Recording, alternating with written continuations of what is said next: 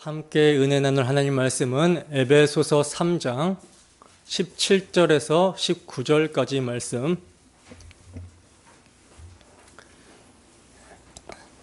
다 찾으셨으면 한 목소리로 합독하도록 하겠습니다. 시작. 믿음으로 말미암아 그리스도께서 너희 마음에 계시게 하시옵고 너희가 사랑 가운데서 뿌리가 박히고 터가 굳어져서 능히 모든 성도와 함께 지식에 넘치는 그리스도의 사랑을 알고 그 너비와 길이와 높이와 깊이가 어떠함을 깨달아 하나님의 모든 충만하신 것으로 너희에게 충만하게 하시기를 구하노라. 아멘. 교회를 위한 사도의 기도, 교회를 위한 사도의 기도라는 제목으로 하나님 말씀 증거하도록 하겠습니다. 지난 시간에 이어서 교회를 위한 사도의 기도 두 번째 시간입니다.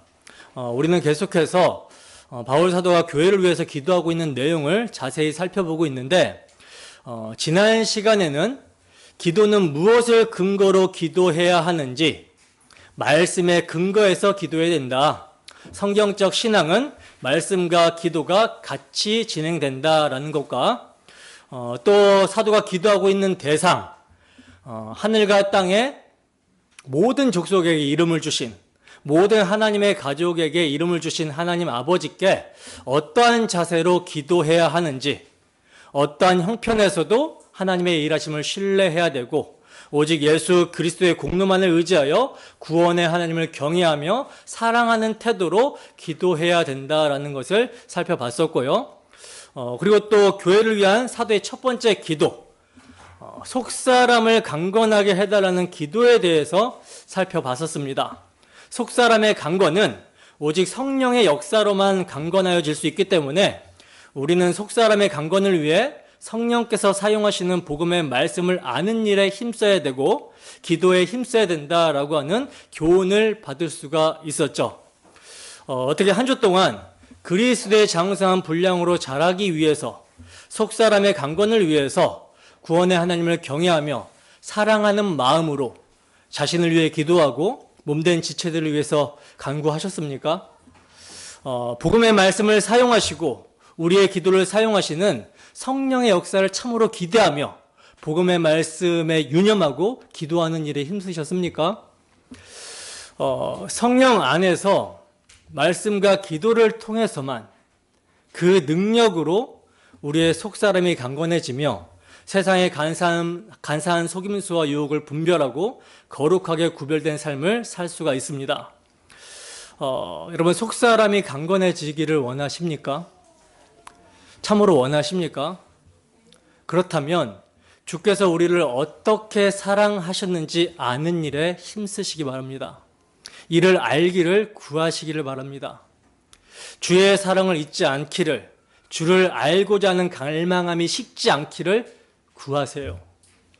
어떠한 형편에도 흔들리지 않고 세상을 분별하고 세상과 타협하지 않으며 주와 함께 고난을 받는 것을 기뻐할 수 있는 단단한 음식을 먹을 수 있는 장성한 신앙으로 자라는 것, 속사람의 강건은요, 주의 십자가 사랑을 갈망하고 그 사랑이 자신의 마음에 역사할 때 자라게 되고 강건하게 됩니다. 그러니 우리가 주를 위해서 무엇을 하기 이전에, 주를 위해서 어떠한 일을 하기 이전에 주께서 우리에게 어떠한 사랑을 주셨는지 그 사랑을 알기를 갈망하며 힘쓰시기를 바랍니다. 말씀을 통해 역사하시는 주 성령께서 이 시간 우리가 무엇을 알아야 되며 무엇을 구해야 하는지 조명하여 주시기를 간절히, 정말 간절히 소원합니다. 자, 그러면 계속해서 교회를 위한 바울 사도의 기도를 살펴보도록 하겠습니다. 본문 17절입니다. 함께 읽습니다. 시작. 믿음으로 말미암아 그리스도께서 너희 마음에 계시게 하시옵고 너희가 사랑 가운데서 뿌리가 박히고 터가 굳어져서. 아멘. 자, 이제 바울 사도의 두 번째 기도를 살펴보게 되는데요. 지금 바울 사도의 두 번째 간구는 그리스도께서 너희 마음에 계시기를 간구하고 있어요. 자, 그런데 여러분, 지금 사도가 위에서 기도하고 있는 에베소 교인들은 어떤 자들입니까? 예수를 지금 믿고 성령이 임한 성도들이죠. 그러니까 사도의 간구는 밖에 계신 주님이 들어와 주세요. 이 얘기가 아니에요. 에베소 성도들은요, 이미 예수 그리스도를 믿고 성령을 받아서 그리스도가 그들 안에 내주하시는 중입니다. 자, 그러면 그리스도가 그들 마음에 계시게 해달라는 사도의 간구는 무슨 뜻인가? 여러분, 계시게 하다라는 이 단어가 헬라어로 카토이케오라는 단어인데 거주하다, 살아가다, 정착하다라는 말입니다. 그러니까 밖에 계셨다가 들어와 주세요가 아니라, 영접이 아니라 내 안에 계시는 그 주님이 내 안에서 계속 거주하며 살아가시면서 나의 삶을 통치해 주세요라고 하는 간구예요. 자, 주님이 우리의 삶을 완전히 통치하시고 우리 마음을 다스리시는 것을 네 글자로 뭐라고 하죠? 네 글자로 뭐라고 할까요? 성령 충만이라고 합니다. 사도는 에베소 성도들을 위해서 성령 충만을 구하고 있는 거예요. 성령 충만을 그리스도께서 너희 마음에 계시게 하셨고 라는 말로 구한 거죠. 그리고 이것을 하나님의 측면으로 좀 말씀을 드리면 우리 안에 지금 그리스도께서 사시는데 탄식하고 근심하며 사실 수가 있겠죠. 그래서 근심 없이 살 수 있도록 온전히 주님께서 우리 안에서 살아가시면서 주님의 통치만 일어날 수 있도록 해달라, 이런 간구예요. 자, 그러면 어떨 때 그리스도가 내 안에 계시지만 근심하며 계실까요? 어떨 때? 성령을 근심하지 말라, 그 안에서 너희가 구원의 날까지 인치심을 받았다라고 그러잖아요. 이 근심하게 하지 말라라는 말은요, 죄짓지 말라라는 말입니다. 죄짓지 말라. 그러니까 하나님의 기준과 하나님의 뜻에서 벗어나 육의 소욕을 따라 자기 기준과 자기 뜻으로 살지 말라는 거예요. 거룩하신 성령께서 내 안에 계시고 거룩하신 그리스도가 나와 함께 사시는데 내가 그분과의 교제를 누리게 된 이 화목한 관계를 생각하지 않고 관계를 깨뜨려버리는 육의 소욕을 따라 죄를 짓고 죄를 품고 죄된 생각을 한다면 평안하겠습니까? 평안하시겠습니까? 불편하시겠죠. 이것을 성령을 소멸하지 말라라고 이렇게 표현을 합니다, 성경은. 그러니까 성령을 소멸하지 말라는 게 정말 우리 안에 계신 성령이 점점 없어져서 떠나버리신다, 이게 아니라 성령이 계셔도 성령이 안 계시는 것처럼 사는 인생, 그게 계속해서 죄에 묻혀 사는 인생이잖아요. 죄는 여러분 전염성이 굉장히 강합니다. 그래서 누룩이라고 표현을 하죠. 누룩. 한번 죄를 지으면 처음 지을 때는 어려운데 두 번, 세 번 짓기는 굉장히 수월해져요. 이것은요, 교회 안에 한 사람이 부패하면 다른 사람들도 전염된다라고 하는 의미도 있지만 내가 한번 죄의 맛을 들이게 되면 내가 계속 죄와 죄덩어리가 되어져 간다라고 하는 그런 의미가 있는 것입니다. 이렇게 되어버리면 내가 계속 죄에 전염되어 죄를 누리는 그런 삶을 살게 되면 성령께서 얼마나 근심하겠습니까? 그래서 성령의 통치, 그리스도의 통치가 있도록 그리스도가 너희 마음 가운데 계시게 해달라, 이렇게 사도는 간구하고 있는 거예요. 그리스도가 그 안에 있는 성도는요, 주님이 기뻐하시지 않으시는 것이 있다면 하지 않아야 됩니다. 그래야 주님이 편안히 우리 안에 계실 수가 있고 통치하실 수 있어요. 혹 주님께서 기뻐하시지 않는 것을 우리가 하게 되었다면, 그래서 주님이 탄식을 하고 계시다면 어떻게 해야 됩니까? 바로 죄를 자백하고 하나님 앞에 기도함으로 나아가야 되는 것이죠. 그래서 요한 사도는 이렇게 말씀하고 있어요. 요한일서 1장 9절 말씀입니다. 함께 했습니다. 시작. 만일 우리가 우리 죄를 자백하면 그는 미쁘시고 의로우사 우리 죄를 사하시며 우리를 모든 불의에서 깨끗하게 하실 것이요. 요한일서 2장 1절도 함께 했습니다. 시작. 나의 자녀들아, 내가 이것을 너희에게 씀은 너희로 죄를 범하지 않게 하려 함이라. 만일 누가 죄를 범하여도 아버지 앞에서 우리에게 대언자가 있으니 곧 의로우신 예수 그리스도시라. 아멘. 자, 보세요. 여러분, 죄를 지었죠. 죄악된 마음을 품었어요.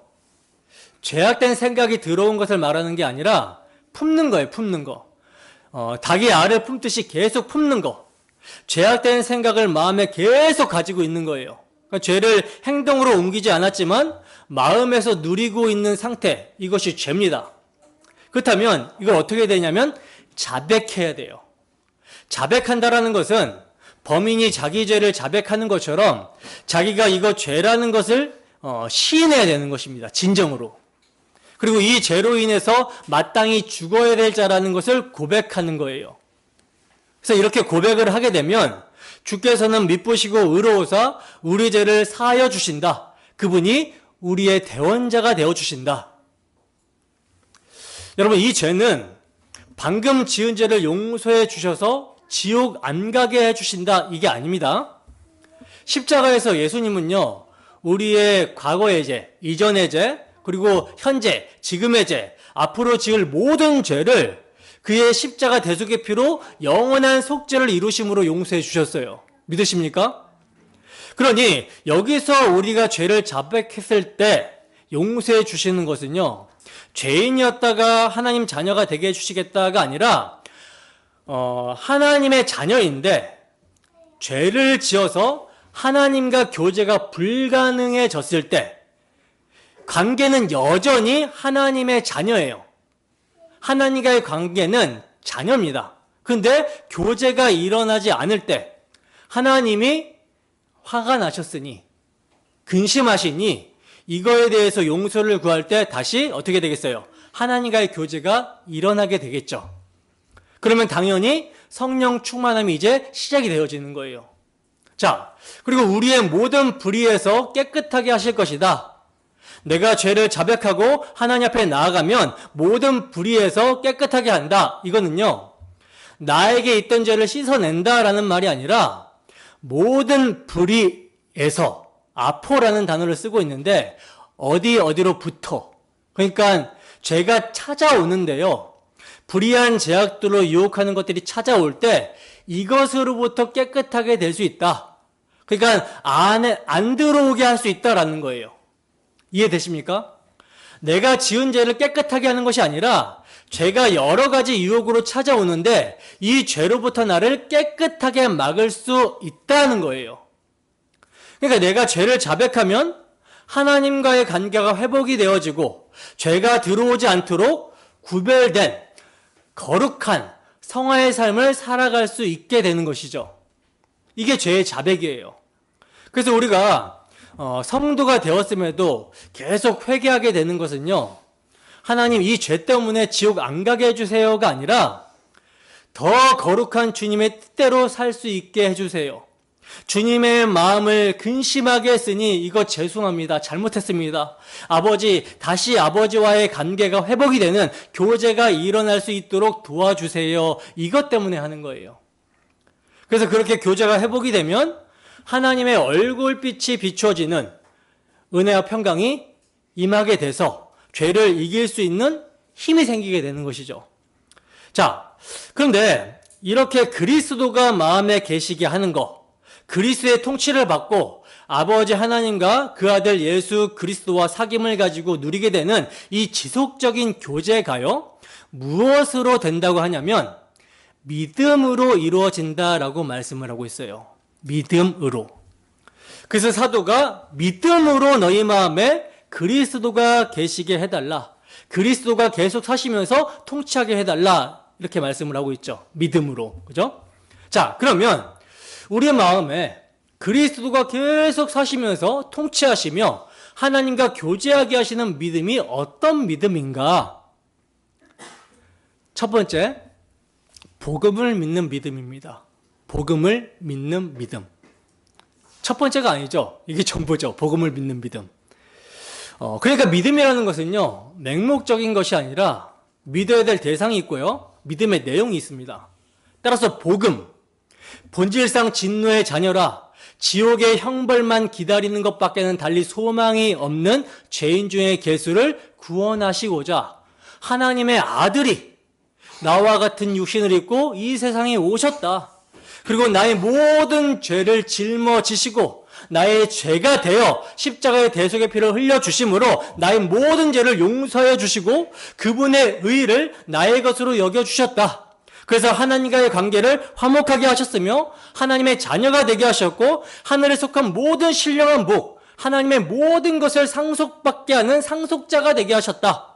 그리고 성령으로 오셔서 구원을 보증해 주시며 영원히 떠나지 아니하시고 함께 하신다라고 하는 이 풍성한 복음을 믿는 그 믿음으로 주님이 뭐 하신다? 우리 가운데 계속 통치하시며 거주하실 수가 있는 거예요.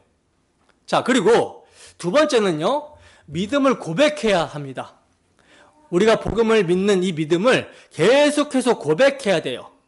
마음으로 믿어 의에 이르고 입으로 시인해서 구원에 이른다라고 하죠.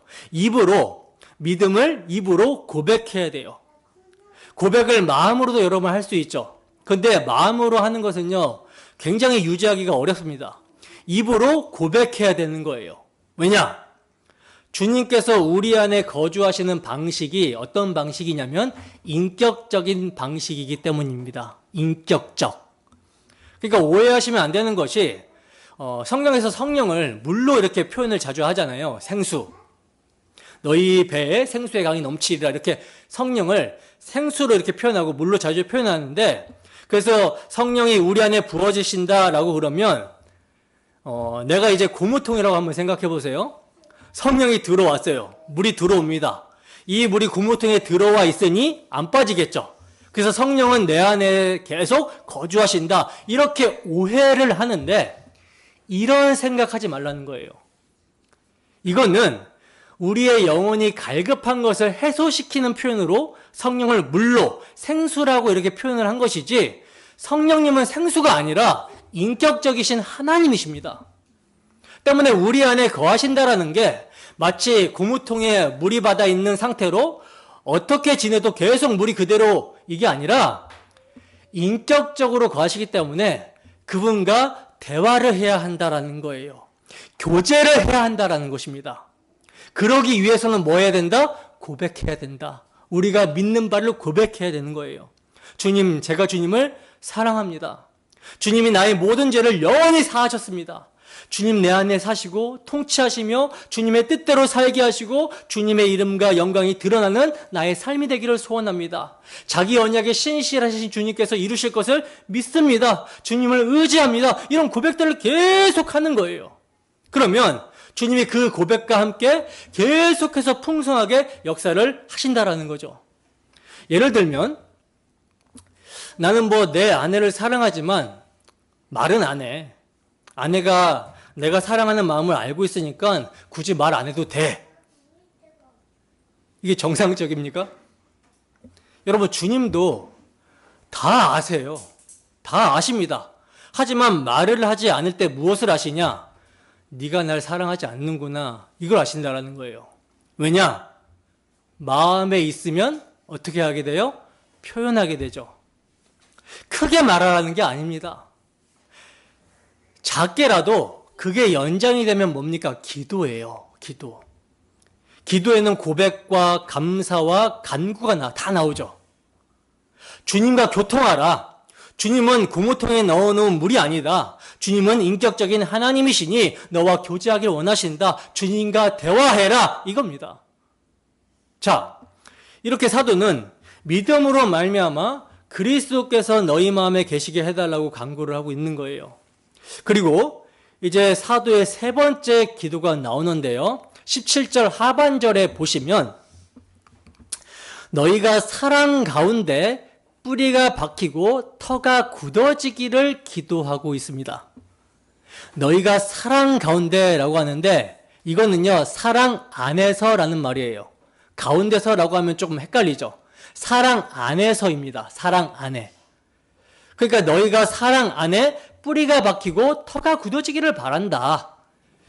에베소서와 쌍둥이 서신으로 알려진 골로새서에 보면요, 비슷한 표현이 나오는데 골로새서 1장 23절 말씀 보겠습니다. 자, 함께 읽습니다. 시작. 만일 너희가 믿음에 거하고 터 위에 굳게 서서 너희 들은 바 복음의 소망에서 흔들리지 아니하면 그리하리라. 이 복음은 천하 만민에게 전파된 바요 나 바울은 이 복음의 일꾼이 되었노라. 아멘. 보세요. 지금 골로새서에서는요, 터가 굳어지는 거, 터 위에 굳게 서는 것을 뭐와 연결하고 있죠? 믿음과 연결시키고 있죠. 믿음에 거하고 터 위에 굳게 서라.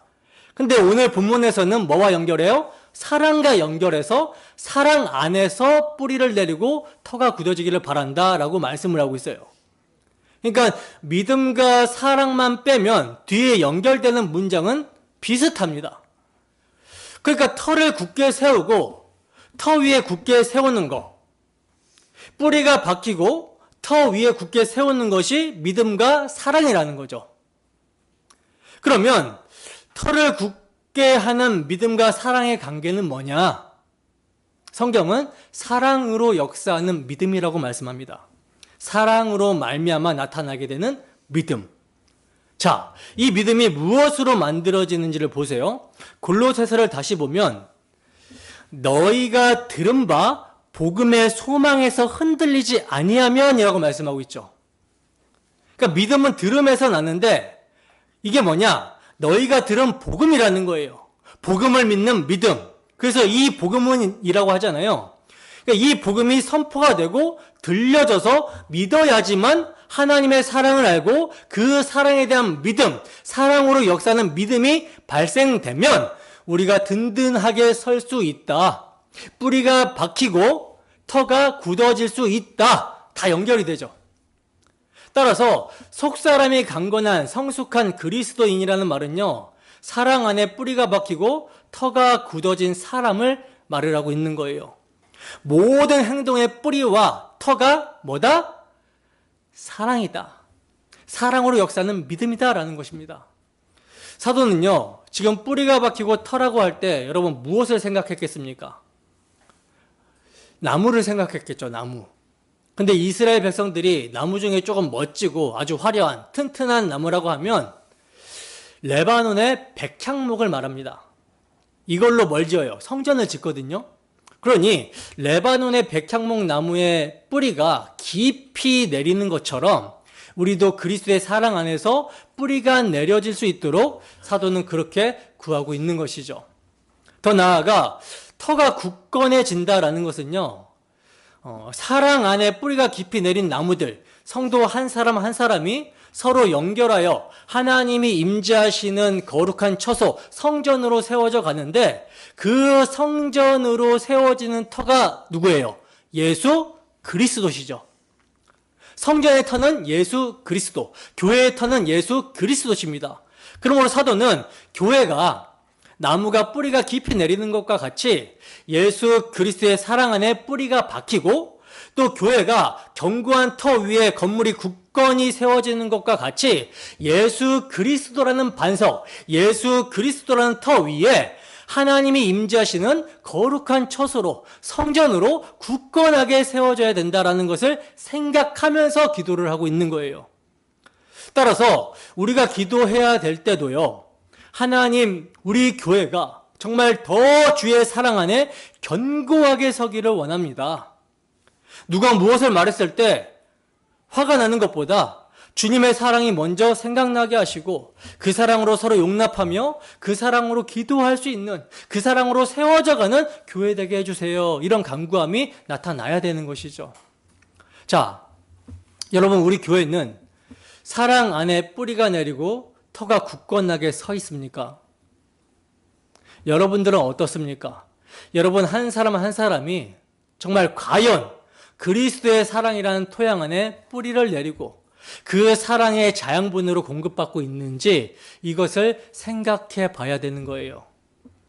우리의 삶은요, 그리스도의 사랑이 강건하여 이끌어 가시는 것이지 내가 열심히 하겠다라고 하는 종교적 의지로 되어지는 것이 아닌 것입니다.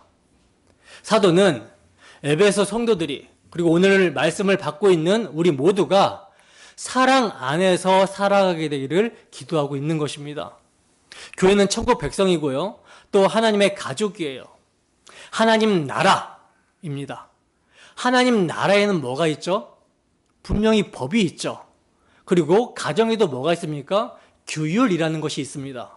그러면 하나님 나라, 하나님 가정에 어떤 법이 세워져 있을까요? 대답 한번 해보세요. 하나님 나라, 하나님 가정에 어떤 법이 세워져 있을까요? 율법이죠, 율법. 근데 우리 주님께서는요, 구원받게 될 제자들에게 율법의 조문을 하나하나 다 지키라고 하지 않으셨어요. 단 한 가지 계명만 지키라고 하셨습니다. 어떤 계명입니까? 내가 새 계명을 주노니 서로 사랑하라. 내가 너희를 사랑한 것과 같이 너희도 서로 사랑하라. 이것이 바로 율법의 완성입니다. 여러분, 이 한 가지 계명, 사랑이 뭐다? 하나님 나라의 법이라는 거예요. 사랑이 없으면 하나님의 나라가 될 수 없는 것이죠. 하나님 나라, 달리 말하면 그리스도의 나라인데 바울 사도는 이렇게 표현합니다. 골로새서 1장 13절 말씀입니다. 함께 읽습니다. 시작. 그가 우리를 흑암의 권세에서 건져내사 그의 사랑의 아들의 나라로 옮기셨으니. 아멘. 보세요. 우리가 흑암의 권세에서 건져져서 어디로 옮겨졌다라고 합니까? 사랑의 아들의 나라로 옮겨졌다라고 그러죠. 그런데 사랑의 아들의 나라인데 사랑이 없어요. 그러면 그 나라가 유지가 될 수 있겠습니까? 자유 대한민국에 자유가 없어요. 그러면 그 나라가 유지가 안 되듯이 사랑의 아들의 나라인데 사랑이 없으면 그 나라가 유지될 수가 없겠죠. 천국은요, 사랑의 아들의 나라입니다. 그래서 그 사랑의 아들의 나라, 천국을 사랑의 아들의 나라로 옮겨진 자들은, 흑암의 권세에서 사랑의 아들의 나라로 옮겨진 자들은 보여줄 수 있어야 되는 거예요. 그 천국을 이 땅에서 보여주는 공동체가 바로 교회입니다. 교회가 바로 사랑의 아들의 나라라는 거예요.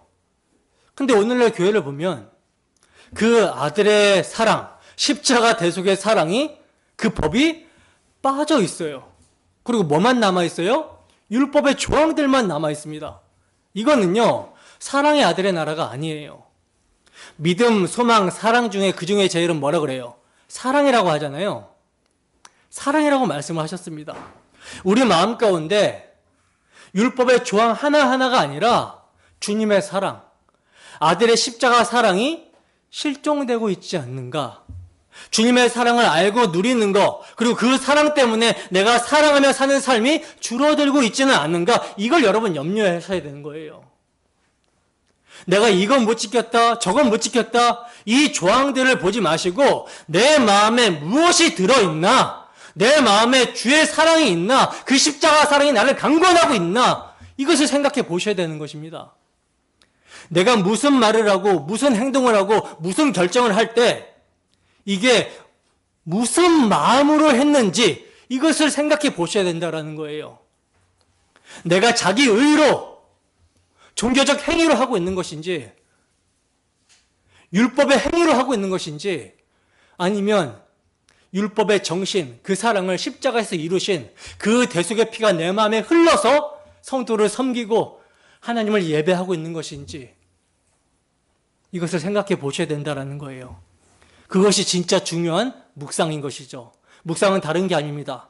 내가 그리스도의 사랑 안에 뿌리가 박히고 있는지, 터가 굳건하게 세워져 있는지 생각하는 거예요. 여러분, 우리는 혼자가 아닙니다. 그리스도의 사랑 안에 뿌리가 박히고 터가 굳어진 자들이 모여서 여러분 교회가 되잖아요. 때문에 나 한 사람의 속사람이 무너져 내리면 교회가 무너진다라고 생각을 하시면서 서로를 위해 구하시고 자기를 위해 또 기도해야 하는 거예요. 자, 이렇게 그리스도가 너희 마음에 계시게 해달라고, 그 그리스도의 사랑 안에서 뿌리가 박히고 터가 굳어지기를 간구하고 있는 사도는요, 계속해서 이렇게 기도해 나갑니다. 본문 18절에서 19절입니다. 함께 읽습니다. 시작. 능히 모든 성도와 함께 지식에 넘치는 그리스도의 사랑을 알고 그 너비와 길이와 높이와 깊이가 어떠함을 깨달아 하나님의 모든 충만하신 것으로 너희에게 충만하게 하시기를 구하노라. 아멘. 자, 보시면 이제 사도의 네 번째, 다섯 번째 기도가 나오고 있는데, 그리스도의 사랑을 알게 해달라. 하나님의 모든 충만하신 것으로 충만하게 해달라. 이렇게 간구를 하고 있어요. 우선 네 번째 기도부터 그리스도의 사랑을 알게 해달라는 간구부터 보겠습니다. 여러분, 사도는요, 그리스도를 사랑하게 해달라, 하나님을 사랑하게 해달라, 이렇게 간구를 하고 있는 것이 아니라 먼저 그리스도의 사랑을 알게 해달라 간구를 하고 있어요. 그리스도의 사랑을 알게 해달라. 여러분, 이 사랑을 아는 것이 가장 중요합니다. 하나님을 사랑하세요. 이거 중요하죠. 그죠? 여러분, 우리는 하나님 사랑해야 되죠. 그죠? 하나님 사랑하세요. 이거 중요합니다. 하나님을 마음을 다하고 뜻을 다하고 힘을 다하고 목숨을 다하여 사랑해야 합니다. 이게 사람의 본분이고 창조의 목적이에요. 그러나 이것보다 더 중요한 것은요, 하나님이 우리를 어떻게 사랑해 주셨는지를 아는 것이 중요하다는 거예요. 이걸 모르는 상태에서 하나님을 목숨 걸고 사랑하겠다라고 한다면 사랑이라는 개념도 모르고 그저 내가 이렇게 하는 것이 하나님을 사랑하는 거구나라고 하면서 하나님께 엉뚱하게 사랑을 고백할 수 있고요. 또 보이지 않는 하나님을 어떻게 사랑해야 될지조차 모르게 됩니다.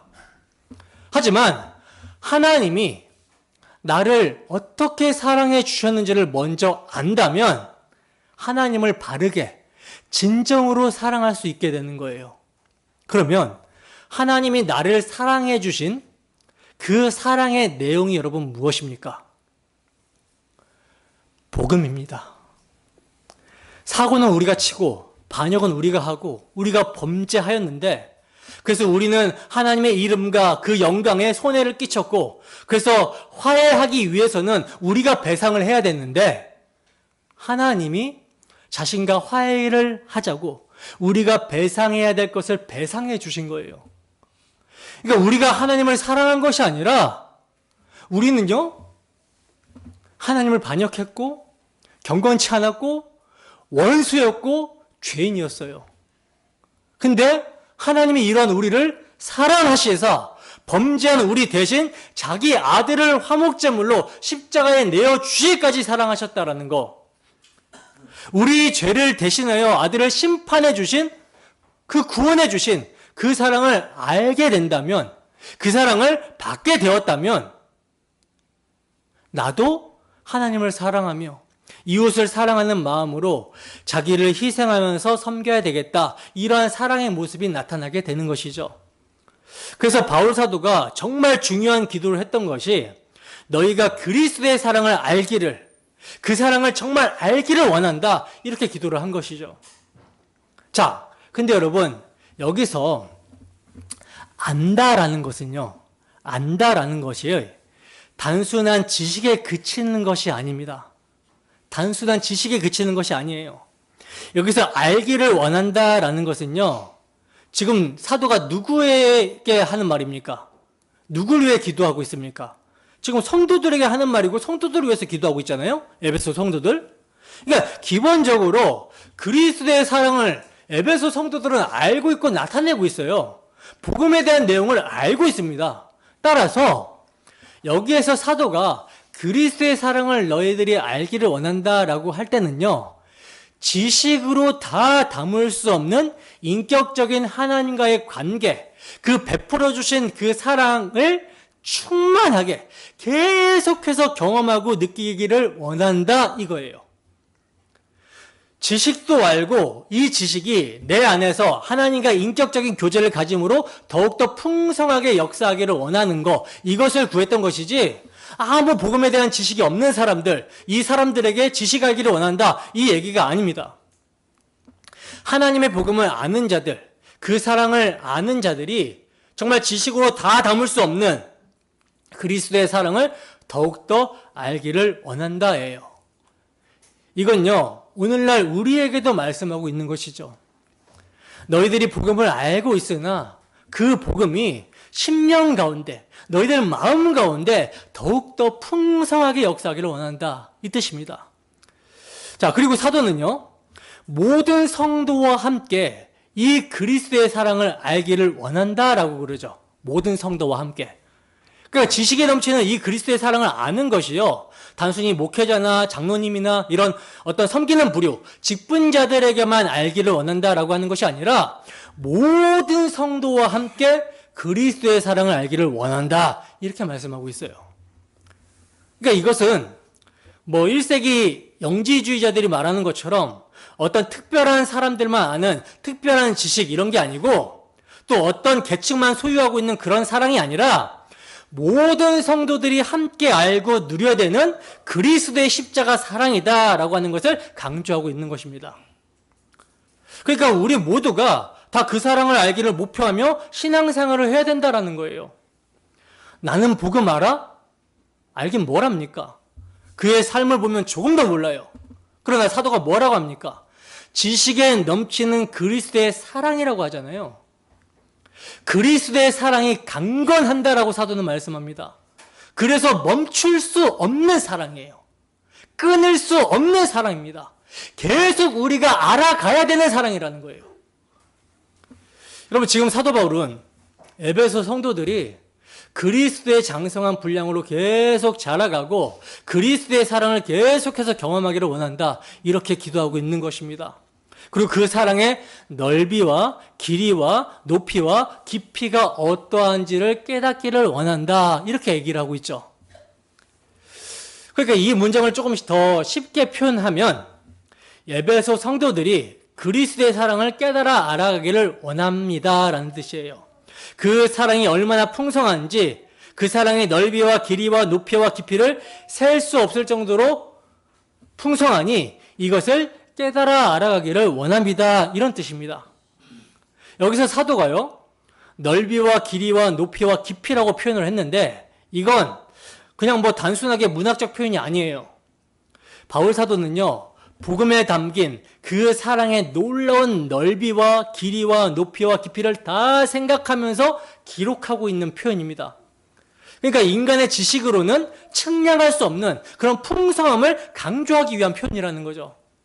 그리고 그리스도를 통한 하나님 전체 구속사역에 대한 암시를 나타내고 있는 그런 표현이라는 거예요. 그 복음에 담긴 충만한 사랑이 넓이가 있고 길이가 있고 높이가 있고 깊이가 있다. 이것을 너희들이 깨닫기를 난 참 원한다, 기도한다. 자, 그러면 그리스도의 사랑의 넓이는 어느 정도인가? 어느 정도일까요? 측량할 수 없죠. 근데 우리가 넓이를 얘기해 보자면 남녀노소 불문하고 또 민족이나 계층이나 지위, 학위를 불문하고 그리스도는 아버지께서 자기에게 주신 자들, 창세전에 택하신 자들 다 사랑하고도 남는 그 넓이라는 거예요. 유대인이나 헬라인이나 할 것 없이 모두를 다 사랑하신다라는 것입니다. 자, 그러면 그 길이는 어떠한가? 길이. 넓이가 이렇다면 길이는 어떠한가? 하나님이 우리를 사랑하심은 언제부터입니까? 창세 전부터예요. 창세전은 우리가 만들어지기 전부터라는 말이죠. 창세 전에 하나님은 첫사람 아담을 영혼 가운데서 택하시고 사랑하기로 작정하셨고, 또 창조하신 아담을 계속 사랑하시다가 아담이 타락했음에도 불구하고 자기 백성을 되찾아오시겠다라고 구속 경륜을 세우시죠.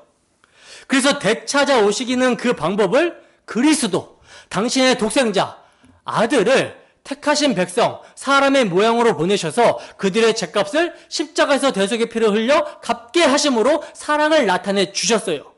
그러니까 택하신 자기 백성을 향한 그리스도의 사랑의 길이는 끝이 없고 영원합니다.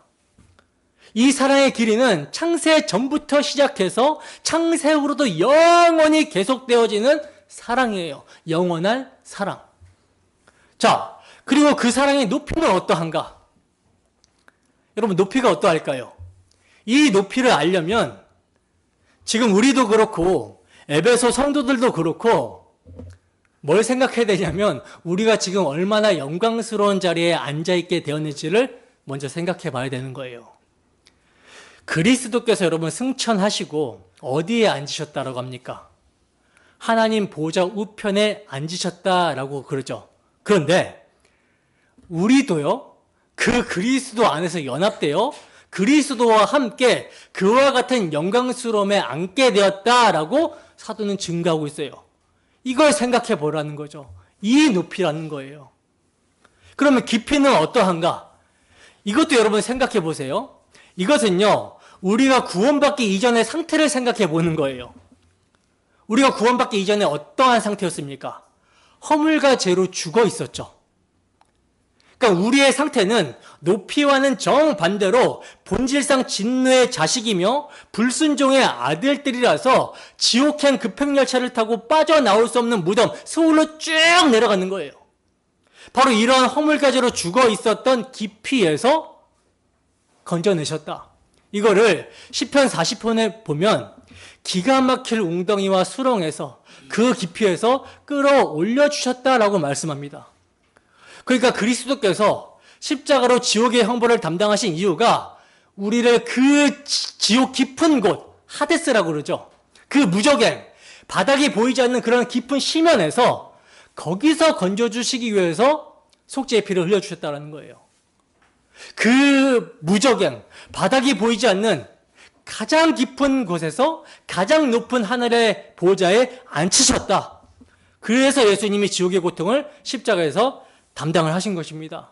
자, 이렇게 그리스도의 사랑은 뭐가 있다? 넓이가 있고 길이가 있고 높이가 있고 깊이가 있다. 이것을 너희들이 깨닫기를 원한다. 다 알 수 없어도 계속해서 알기를 원한다라고 하면서 사도는 기도를 하고 있는 것입니다. 여러분, 이 그리스도의 사랑은요, 측량할 수 없는 사랑입니다. 그리고 말로 표현할 수 없다, 형언할 수 없다라고 말을 하죠. 만약에 이 사랑이, 이 그리스도의 사랑이 측량줄로 측량이 가능하다면 그 사랑은 피조물이 한 사랑입니다. 피조물은 제한이 있어요. 항상 크기가 있습니다. 근데 무한하신 창조주, 성자 예수 그리스도의 사랑은 크기가 제한이 없어요. 무한합니다. 그러므로 측량이 불가해요. 우리가 다 우리의 머리로, 우리의 마음으로 완전히 깨달아서 완전히 누릴 수는 없습니다.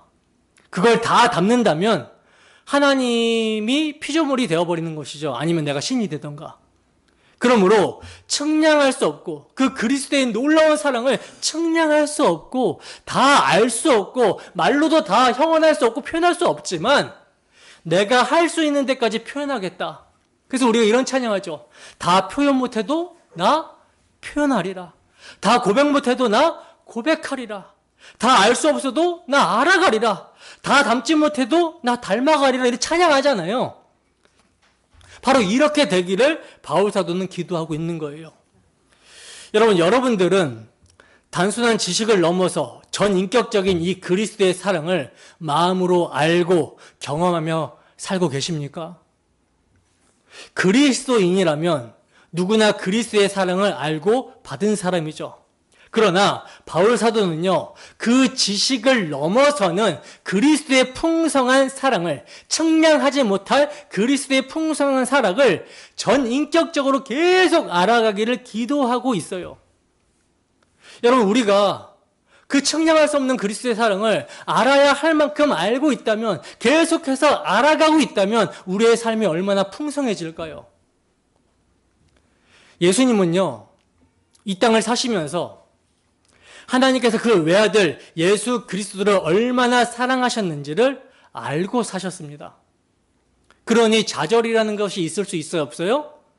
있을 수 없어요. 물론 그분은 신성으로 완전하신 하나님이시지만 완전한 인간으로서 하나님의 사랑을 이 땅에서도 경험하시면서 사셨다라는 거죠. 우리도 그리스도께서 우리에게 어떠한 사랑을 베풀어 주셨는지를 계속 알아가야 합니다. 그리하면 그리스도처럼 충만한 기쁨과 감사 속에서 살아갈 수 있게 되는 거예요. 바울 사도는요, 이 측량할 수 없는 그리스도의 사랑을 알게 된 후에 어떻게 고백하고 있냐면 이렇게 고백합니다. 로마서 8장 38절에서 39절 말씀 함께 읽습니다. 시작. 내가 확신하노니 사망이나 생명이나 천사들이나 권세자들이나 현재일이나 장래일이나 능력이나 높음이나 기품이나 다른 어떤 피조물이라도 우리를 우리 주 그리스도 예수 안에 있는 하나님의 사랑에서 끊을 수 없으리라. 아멘. 여러분, 그리스도 예수 안에 있는 하나님의 사랑에서 그 어떤 것도 끊을 수가 없습니다. 바울은 이 사랑을 경험한 거죠. 근데 이 사랑을 경험해 보니까 너무나 풍성한 거예요. 그래서 어떠한 상황에서도 좌절하지 않는 것입니다. 엄청난 사랑의 능력을 그가 경험합니다. 그래서 사도는요, 이 사랑 때문에, 측량할 수 없는 그리스도의 사랑 때문에 복음을 전하는 사명에 있어서 목숨을 아끼지 않고 사도의 직분을 감당할 수 있었던 거예요. 그가 어떠한 환경에 처해도 풍부에 처하거나 궁핍에 처하거나 매를 맞거나 환난에 처하거나 이래도 사도는 일체의 비결을 배웠노라 하고 고백할 수가 있었던 것입니다. 그래서 여러분들도 이런 엄청난 영광과 기쁨과 감사가 있기를 원한다라고 하면서 사도는 기도하고 있는 것이죠. 이 사랑을 깨닫기를 원합니다. 이렇게 기도를 하고 있는 것입니다. 자, 근데 이 하나님의 사랑은 그냥 단순한 사랑이 아니라 그리스도 예수 안에 있는 이라고 이야기를 하고 있죠. 그리스도 예수 안에 있는 하나님의 사랑. 그러니 여러분들이 복음을 알지 못하면 뭘 누릴 수 없어요? 하나님의 사랑을 누릴 수가 없어요. 나는 성경은 보지 않지만 하나님이 날 사랑한다라는 걸 너무나 잘 알아요 라고 말하는 사람은요, 아무것도 모르는 사람입니다. 사랑을 경험을 못 해본 사람이에요. 그분의 사랑은 굉장히 주관적인 사랑이죠. 하나님께서 이런 걸 주셨더라, 이런 걸 주셨더라, 이런 것들은요, 이방인들도 자기가 섬기는 우상신들이 준다면서 감사합니다 라고 하는 그 정도 수준밖에 안 되는 거예요. 그러나 그리스도 안에서, 그리스도 예수 안에 있는 하나님의 사랑, 그리스도 예수 안에 있는 사랑이 여러분 어떤 사랑입니까? 죽기까지 사랑하신 거예요. 죽기까지. 죽기까지 자기 아들을 내어주신 그 하나님의 사랑이 우리를 내버려 두겠냐? 우리 영혼이 마귀에게 팔려가도록 내버려 두시겠느냐? 그 어떤 피조물이 하나님의 사랑을 끊어낼 수가 있겠느냐? 그럴 수 없다라는 것입니다. 그러므로 우리가 뭘 누려요? 안정감을 누리게 되는 거예요. 복음에 나타난 그 하나님의 사랑 때문에 그 사랑 앞에는 아무것도 문제가 되지 않는다라는 것입니다. 문제 해결에만 초점을 두는 교인들이 있죠. 문제 해결. 이것만 좀 해결됐으면 좋겠다. 근데 여러분, 정말 그것만 해결되면 좋겠습니까? 그러면 그 이후에는 문제가 찾아오지 않을까요? 아니에요. 계속해서 찾아옵니다. 이 세상 자체가 타락한 세상이기 때문에 인생에게 문제가 없을 수가 없어요. 여러 환난과 풍파가 있는 것이 인생입니다. 아담이 타락함으로써 함께 세상이 타락했기 때문에 이 세상에는요, 언제나 불의와 악한 일들이 계속 발생해요. 거기에 끼워져 있는 것이 나입니다, 나. 그러니까 자연스럽게 나에게도 악한 일들, 어려운 일들이 찾아오기 마련이고 내 몸도 불안한 상태, 죄로 오염된 상태이기 때문에 병들기도 하고 죽기도 한다라는 거죠. 그러니까 문제가 없도록 해달라는 것은요, 이 세상에서 좀 벗어나게 해달라는 거예요. 근데 여러분, 하나님이 우리를 이 땅에 두신 이유가 무엇 때문입니까? 예수 믿자마자 바로 천국에 보내시지 않고 이 땅에 살게 하신 이유가 무엇 때문입니까? 사명 때문입니다. 사명. 너희를 구원한 십자가, 하나님의 영광을 나타내기 위함이라는 거죠. 그러면 그 사명을 여러분들이 다 감당하잖아요? 그러면 알아서 하나님께서 불러주세요. 그래서 사명자는요, 그 어떤 어려움에서도요, 그 사명이 다하기 전까지는 하나님 부르지 않으세요. 그러니까 빨리 가게 해주세요, 이런 것도 필요 없고 좀 더 있게 해주세요 라는 것도 필요 없어요. 그냥 하나님의 사명을 다 감당하게 되면 주께서 부르십니다. 그때까지는 여러 문제들이 계속 인생 가운데 찾아올 거예요. 그러면 그때 우리가 구해야 될 것이 무엇인가? 문제 없게 해달라는 것보다 이 문제 속에서도 흔들리지 않는 믿음을 주세요. 사랑으로 역사하는 그 믿음, 그 믿음이 뿌리를 내리게 하고 터가 굳어져서 정말 흔들림이 없는 그런 주님의 것, 주님의 사람이 되게 해주세요. 사랑으로 역사하는 믿음 때문에 하나님으로 충만한 그런 삶을 누리게 해주세요. 이거 구해야 되죠. 그게 여러분 속사람을 강건케 하는 거예요. 우리가 이런 기도를 해야 됩니다. 주님이 내 마음에 거주하여 주셔서 나를 통치하고 계시는지, 과연 나는 그 통치를 즐거워하며 받고 있는지 이런 데 관심을 쏟아야 된다는 거죠. 그러므로 하나님의 사랑, 그리스도의 사랑 앞에서는요, 아무것도 문제가 안 됩니다. 그러니까 문제 해결에만 초점을 두지 마시고 환경이 변화되기만을 바라지 마세요. 여러분의 속사람이 강건해지기를 기도하시고 주님이 내 마음에 거주하며 통치하시는지 아닌지가 중요합니다. 그 사랑으로 통치받는 것이 뭐다? 복이에요. 자, 이제 마지막 기도의 내용을 살펴보겠습니다. 사도는요, 5번째 마지막으로 하나님의 모든 충만하신 것으로 너희에게 충만하게 하시기를 구한다라고 간구합니다. 영광스러운 교회를 향한 사도 바울의 기도의 최절정이죠. 여러분, 영광스러운 교회가 하나님의 영광으로 충만히 채워지지 않는다면 성전이라 할 수 없는 거겠죠. 성삼위 하나님께서는요, 하나님의 거하실 처소, 즉 교회를 건설하기 위해서 창세 전에 창조 경륜을 세우셨습니다. 창세 전에 하나님의 계획을 작정하셨다라는 거예요.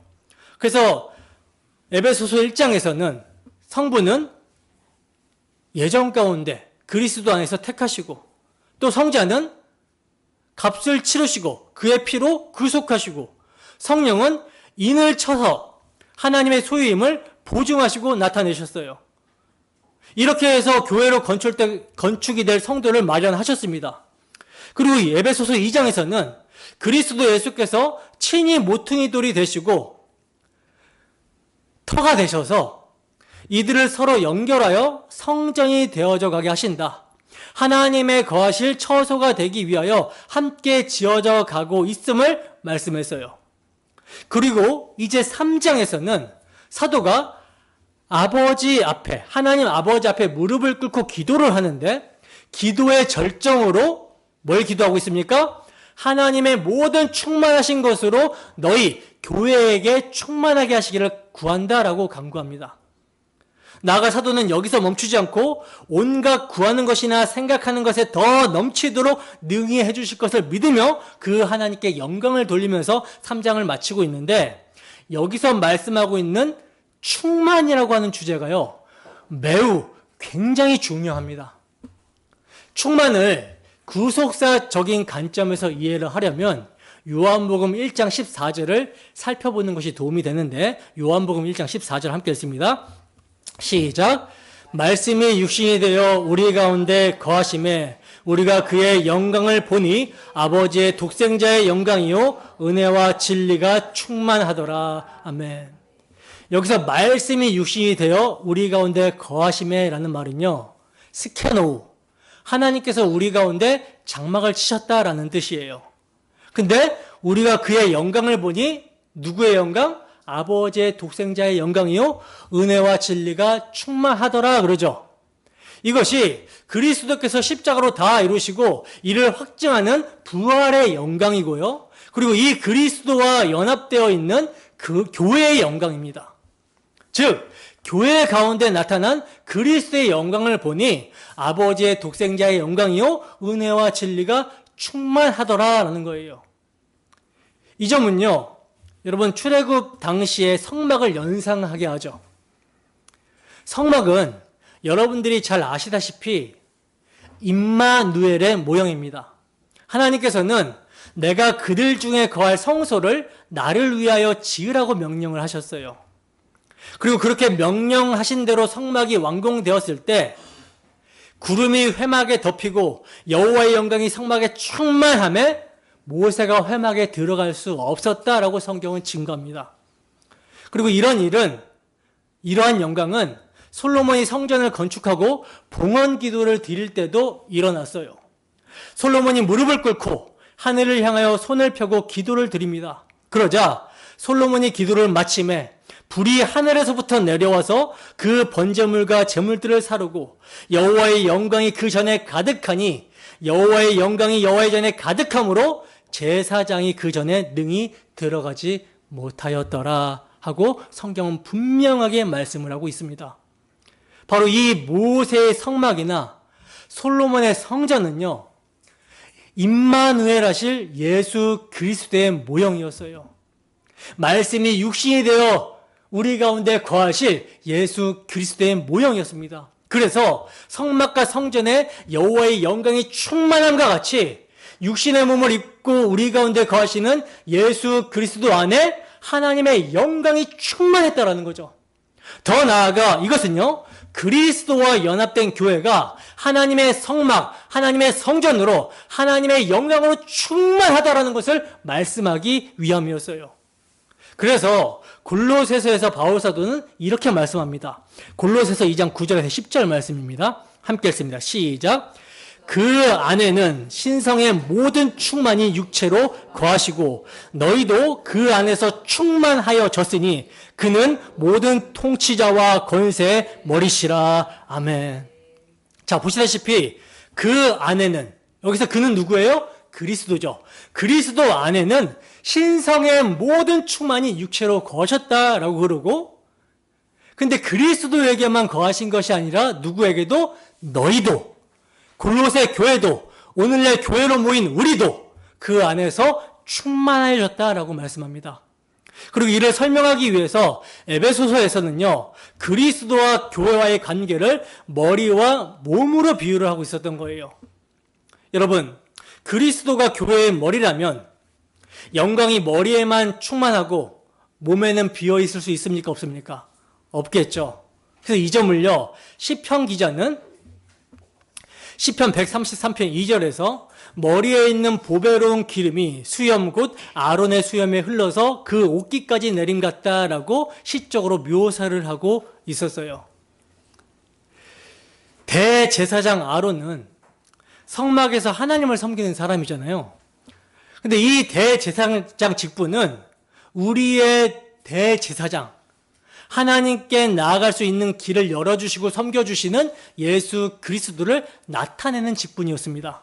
그러니 아론이 대제사장 직분을 감당하기 위해서 기름 부음을 받을 때 이 아론이 기름 부음을 받는 것과 같이 예수님께서도 세례를 받으시고 공생애를 시작하시는 거예요. 자, 그런데 아론의 머리에 기름이 부어지는데 기름이 쭉 흐릅니다. 어디까지 흐릅니까? 아론의 제사장의 옷깃 끝까지 다 적셔진다라고 말씀하고 있어요. 이것은 그리스도가 머리고 그의 몸인 교회, 모든 성도들 각 사람에게 하나님의 기름 부으심, 영광과 충만한 거룩함이 다 전해진다라는 거예요. 이게 여러분 얼마나 큰 은혜입니까? 예수 그리스도만 충만해지는 것이 아니라, 머리에만 충만해지는 것이 아니라 머리에게 흐르는 기름이 몸에게도 충만해진다라는 거예요. 성도는 우리 주 예수 그리스도로 말미암아 이미 거룩해졌고 계속해서 거룩해져야 합니다. 교회는 이미 충만해졌고 한편으로는 계속해서 충만해져야 되는 거예요. 무엇으로? 하나님의 충만함으로. 오순절의 성령은 엄밀한 의미에서 다락방에 충만했던 게 아니고 120명의 제자들 안에 충만했습니다. 이렇게 해서 첫 교회가 탄생한 거예요. 바울 사도는 이처럼 거룩하게 세워진 교회에게 계속해서 거룩으로 충만해져야 감을 강조하기 위해서 이렇게 말씀합니다. 고린도전서 3장 16절입니다. 함께 읽습니다. 시작. 너희가 하나님의 성전인 것과 하나님의 성령이 너희 안에 거하시는 것을 알지 못하느냐. 아멘. 여러분, 성도가 뭐예요? 성전입니다. 성도들 안에 거룩하신 하나님의 영이 거하신다라고 말씀하고 있죠. 그러니 성도들의 모임인 교회의 공동체는 어떤 모임이에요? 거룩한 공동체이며 계속해서 하나님의 거룩으로, 하나님의 임재로 충만해져 가야 되는 공동체인 것이죠. 이거를 에베소서 4장에서는 그리스도의 장성한 분량에까지 성장해 가야 된다라고 사도는 표현하고 있어요. 하나님의 영광과 거룩함으로 계속 자라가야 되는 거, 충만해져 가야 되는 것이 아버지의 뜻이라는 거죠. 그렇다면 이러한 충만이 여러분 어떻게 가능해집니까? 이러한 하나님의 충만이 교회 안에 충만하게 지는 것이 어떠한 것으로 가능해집니까? 이러한 충만은요, 복음을 통하여, 복음을 들음으로 그리스도의 사랑을 아는 것으로 성취가 되는 거예요. 그래서 바울사도는 지식에 넘치는 그리스도의 사랑을 깨달아 알므로 충만하게 하시기를 간구하고 있는 것입니다. 여러분, 우리는 무엇을 구하고 있습니까? 우리에게 참된 소원, 참된 갈망함이 있습니까? 참으로 성령이 임한 성도는 그리스도께서 자신의 마음에 계시게 해달라고, 그리스도의 통치를 구하고 믿음으로 말미암아 그리스도의 그 사랑 안에서 뿌리가 박히고 터가 굳어지기를 간구합니다. 지식에 넘치는 그리스도의 사랑을 알게 해달라고, 그 사랑의 너비와 길이와 높이와 깊이가 어떠함을 깨달아 하나님의 모든 충만함으로 충만하게 해달라고 간구하게 되는 거예요. 참으로 성령께서 우리 모두에게 피상적이고 형식적인 그리스도를 아는 지식이 아니라 지식에 넘치는 그리스도의 사랑을 알게 해주시기를 소원합니다. 이러한 갈망이 여러분들에게 있어야 돼요. 저는 여러분들에게 이런 갈망이 있기를 원합니다. 말씀을 들을 때 형식적으로 듣는 게 아니라 정말 하나님이 말씀하시는 것처럼 성령의 능력과 큰 확신으로 받으셔야 된다는 거죠. 눈을 초롱초롱하게 뜨고 한 말씀도 놓치지 않으려고 하는 그런 간절함으로 받아서 성령께서 내 안에서 그 말씀이 역사하게 해달라고, 그래서 지식에 넘치는 그리스도의 사랑을 알게 해달라고, 하나님의 모든 충만함으로 충만하게 해달라고, 그래서 그 영광을 나타내게 해달라고 여러분 소원하면서 말씀을 들으셔야 되는 거예요. 그 사랑을 알 때 그 사랑을 더 알고자 하고 그 사랑으로 우리 주 예수 그리스도를 위하여 하나님을 경외하며 예배하며 이웃을 사랑하며 섬기는 삶을 살아갈 수 있는 그 능력이 나타나게 될 것입니다. 한 주도 사랑으로 역사하는 믿음으로 지식에 넘치는 그리스도의 사랑을 알기를 간구하며, 그리하여 그 사랑의 너비와 길이와 높이와 깊이가 어떠함을 깨달아 하나님의 모든 충만함으로 충만하여 이를 누리며 감사와 찬양과 영광을 우리 구주 하나님께 올려드리는 우리 모두가 되기를 주님의 이름으로 축원합니다. 기도하겠습니다.